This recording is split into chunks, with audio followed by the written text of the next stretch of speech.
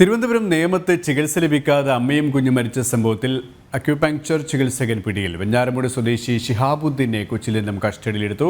ഇവരുമായി രശ്മി കാർത്തിക ചേരുകയാണ്. രശ്മി, ഈ പ്രധാന പ്രതിയാണ് ഇപ്പോൾ പിടിയിലായിരിക്കുന്നത്. പോലീസിന്റെ ഇടപെടലും അന്വേഷണവും ഏത് തരത്തിലുമാണ്?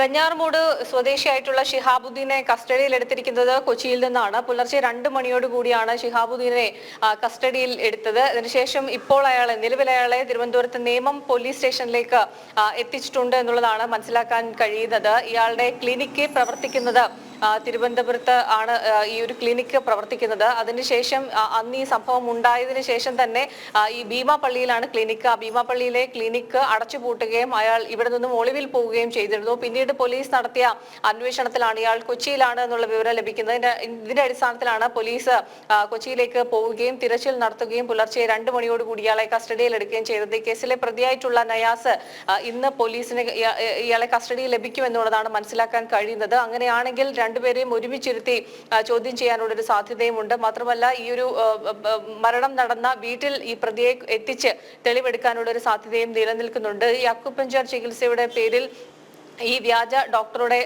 സ്വാധീന ഫലമായിട്ടാണ്, ഈ അക്യുപങ്ക്ചർ വ്യാജ ചികിത്സകന്റെ നിർബന്ധപ്രകാരമാണ് നയാസ് ഇത്തരത്തിൽ ഈ ഒരു വീട്ടിൽ പ്രസവിക്കാനുള്ള ഒരു നിർബന്ധം ഭാര്യയിൽ ചെലുത്തിയത് എന്നുള്ളതാണ് മനസ്സിലാക്കാൻ കഴിയുന്നത്. അതുകൊണ്ട് തന്നെ കൂടുതൽ ഈ വിവരങ്ങൾ അറിയേണ്ടതുണ്ട്. അതുകൊണ്ട് ഇരുവരെയും ഒരുമിച്ചിരുത്തി ചോദ്യം ചെയ്യും എന്നുള്ളതാണ് മനസ്സിലാക്കാൻ കഴിയുന്നത്. സുരേഷ്. ശരി, രശ്മി കാർത്തികയാണ് വിവരങ്ങൾ നൽകിയത്.